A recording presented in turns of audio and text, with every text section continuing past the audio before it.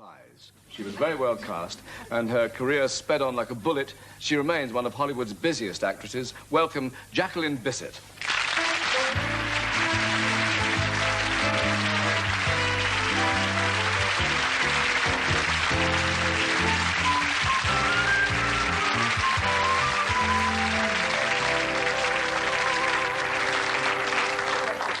Yes, yeah, please. Nice to see you. Thank you. Have you two met before, actually? We met backstage, yes. Fighting our fingernails backstage. Oh, backstage, but never Yes. before. You were aware of each other, no doubt. I don't know whether to say this, really. It might embarrass you, I'm not sure, but I did have a poster of you on my wall at one stage. There's only one poster it could have been, so I guess... Yeah? Probably do, yes. Yes, we all remember that one. And Yes. now, you are an English girl from Weybridge, but you've lived almost half your life in Hollywood now, haven't you? Mm-hmm. What is it that's kept you there all this time?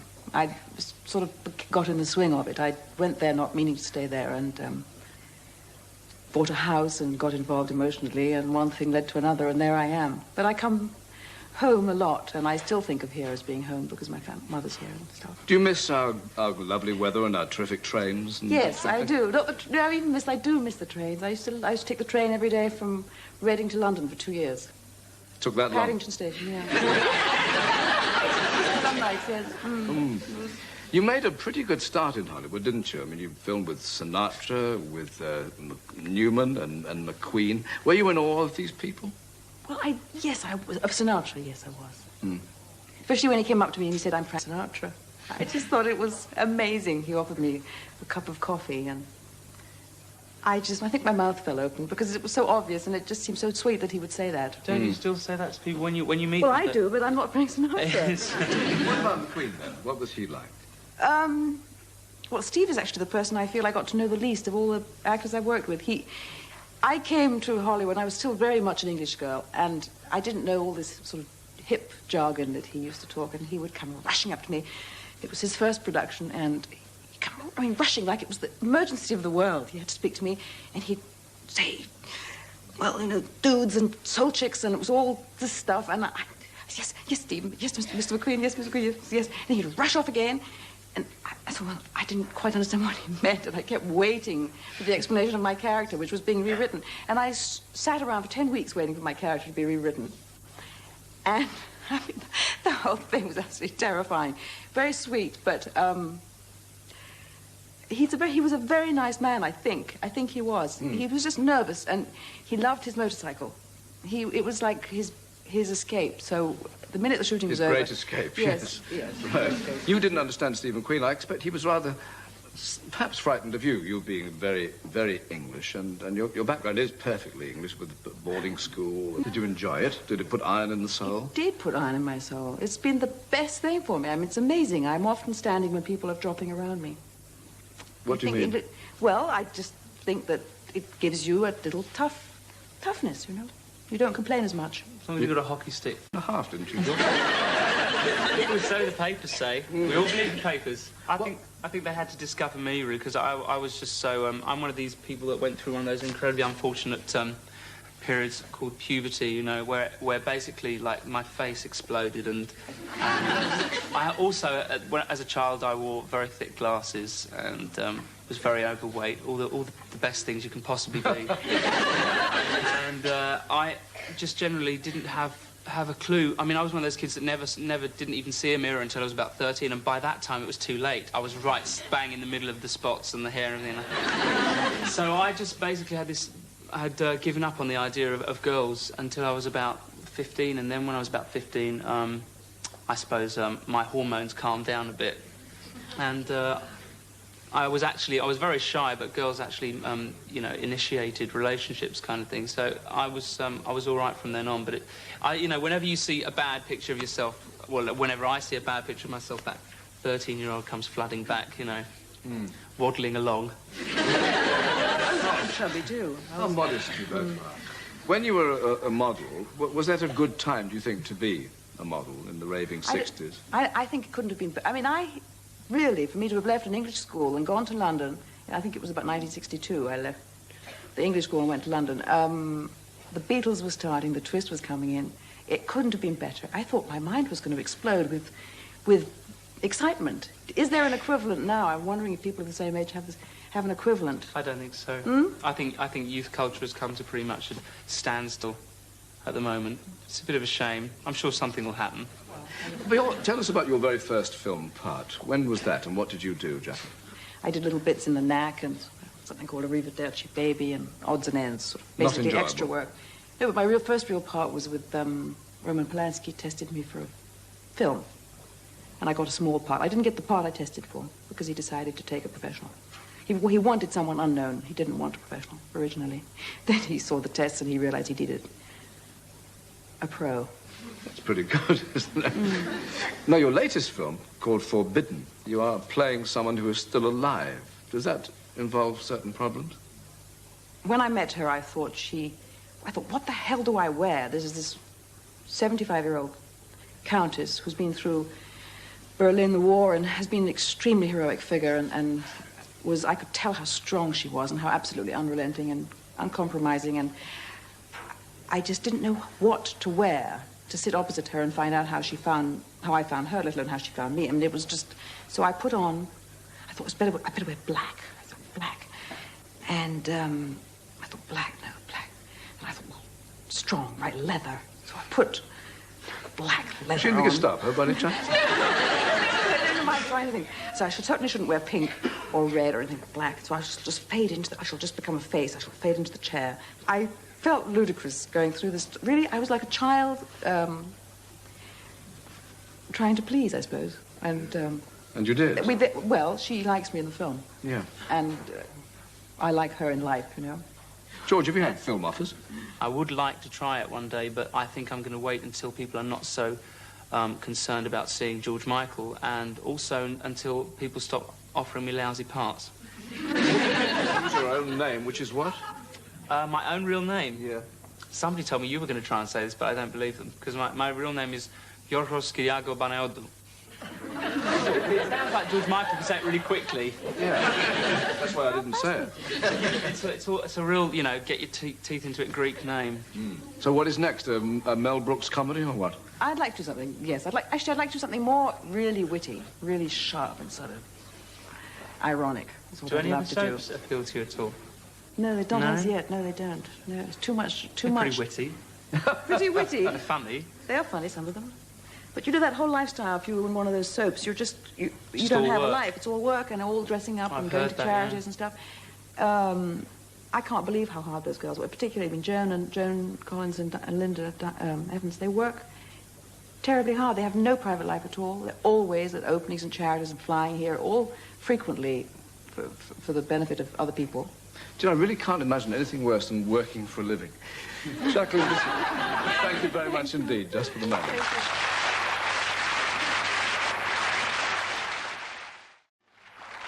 Getting up people's noses, not me. Warm and cuddly. How very nice to see you both. You're just back from Panama, is that right? Can you tell us about it? Yeah, I was over there, as usual, on the weighty matters of showbiz, you know. Showbiz. Take me all around the world. It's such a wonderful business. I was flown out to Florida, doing movie making and all that stuff. And then off to Panama for more showbiz, charities, movie making, you name it, I was doing it. All for charity, I may say.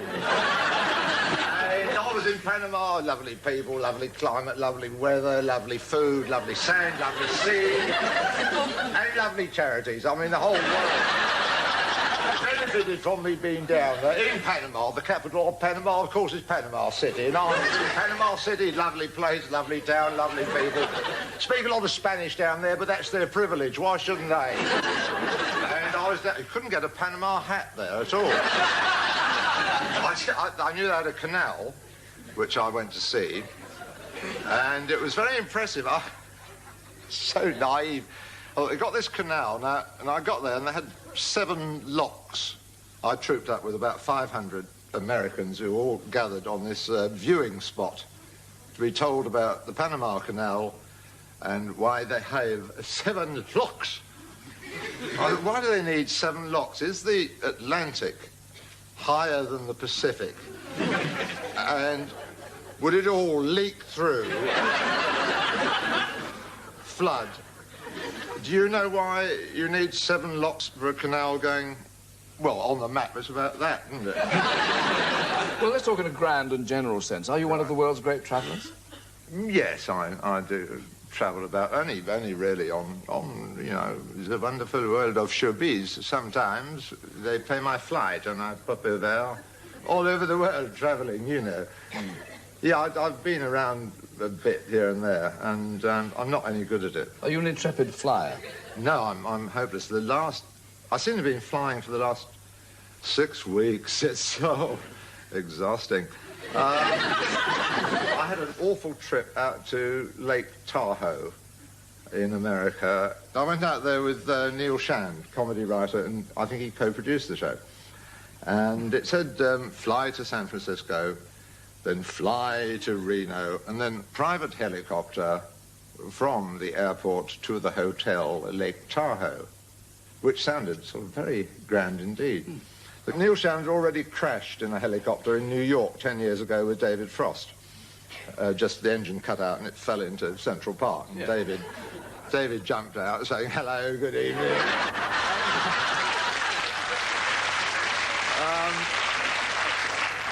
So Neil was a bit nervous and he said, get the thing, we could see the cars going up through the hills and he had an idea that we should just hover above them and follow them. And I thought that it was getting really close to death when the pilot said, would you mind holding this for me? And passed a torch into my hand and said, point it at the instruments. I was now co-pilot of this helicopter, and he explained that the technical trouble was that the helicopter was having just one of those days when it wouldn't go up in the air. And we got into an updraft or something and swept in, and...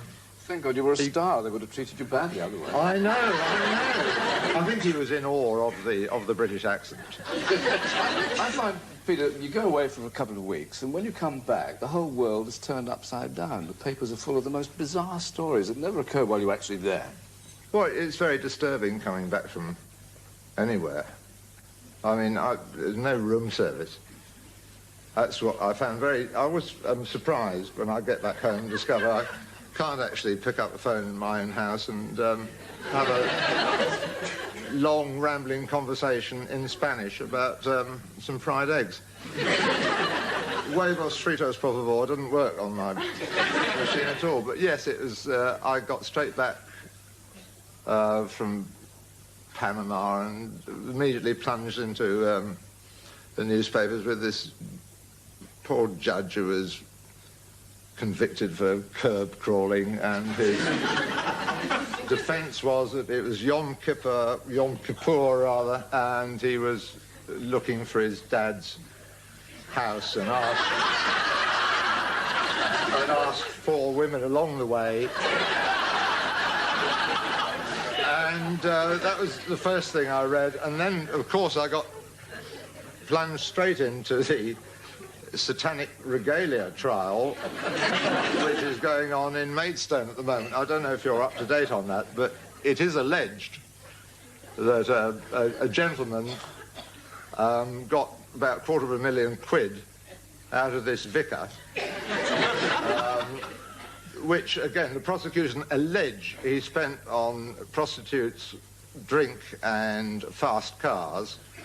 And the story he allegedly told the vicar was he was possessed by these, well, the devil, and was controlled by these satanic people, and he needed £250,000 to purchase 4 items of satanic regalia, which are so powerful and horrible, these items. Yes, very. Some of those shops it's made to measure regalia, I think. It's not off the peg, satanic stuff. And you can get that in I imagine, Marks and Sparks. You just go... And they're so awful. This regalia is so powerful, they're only called items A, B, C, and D. It seems a bit silly to talk about your background after all that, but I was going to ask you about Born it. and raised a Satanist. You could get women that way. It's very good. Just have a Hillman imp and, you know, the right regalia and... Were you a normal child? I mean, it makes you wonder. I mean, were you like the rest of us, just furtive and pimply, or were you more sinister than that? I'll tell you, I can't obviously mention it on the show or reveal the items, but no, I wasn't. I was gorgeous. I was at public school, and it was rather annoying.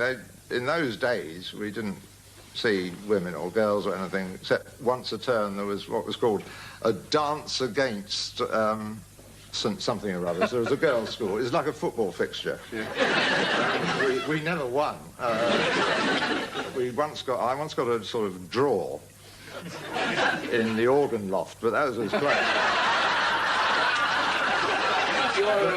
I was actually, they had a terrible list at school, which was like Top of the Pops. It was top tarts. And I was number 2, bubbling under for 3 terms.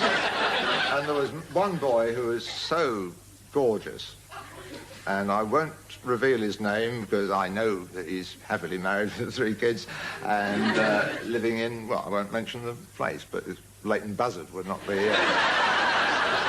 far off. Smith. Having played these great dance matches, do you still boogie the night away? Are you a wild character? No, not really. No, about twice a year I go what is called dancing. I think it's about to be made a criminal offence. Well, it's really unpleasant. I mean, nobody should be allowed to do what I do. In fact, I'm not allowed to do it either. It's awful. It's all rushing about and nudging people and getting them off the floor and... Do you break dance? Oh, that when you do it on your neck? Yeah, that's right. Not as much as I used to. No,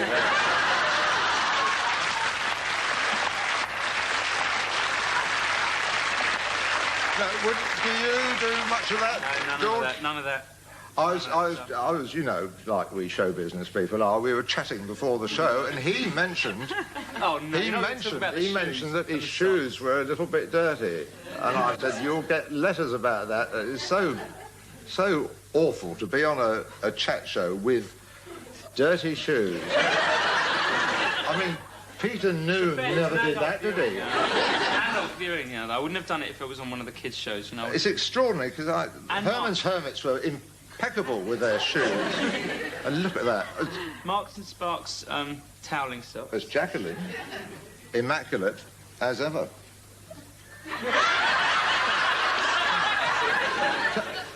I haven't said anything remotely amusing. I was playing a sort of courteous... Some out of character. What do you mean out of character? I'm very kind. I'm saying that you look very nice would be rude if I was being kind. I'm merely saying how nice it looked. Oh, You can't win. you can't win. A nice suit. I accept that, absolutely. Nice shoes, a little dirty. Jacqueline said, or did you say, you're very good at housework, aren't you, Jacqueline? You're very house-proud and you like to look after the place. Is that right? Well, I'm quite good at it. Because these boys are in the same condition. I mean, you look after yourself, don't you? I don't know about George, but I'm a whiz about the house. Set me loose with the, what's it called? Shaken back.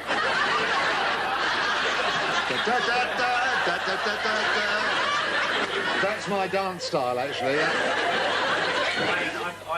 I've only just realised I moved out of home about a year ago, and I'm one of these people who's had the good fortune to have 2 older sisters around the house that basically had to do all the nasty, dirty work, and I was one of the typical Greek boy who was allowed to do exactly what they liked, and nobody questioned it, you know.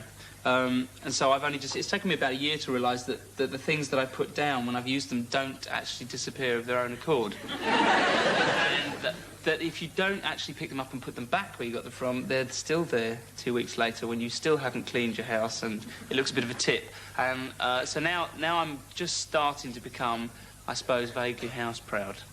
Can I ask you about what you were like socially? I mean, do you find mixing socially easier or something you prefer to do less and less? Yes, I certainly like to be overly polite. It's almost embarrassing how polite I am at social functions. I just don't turn up.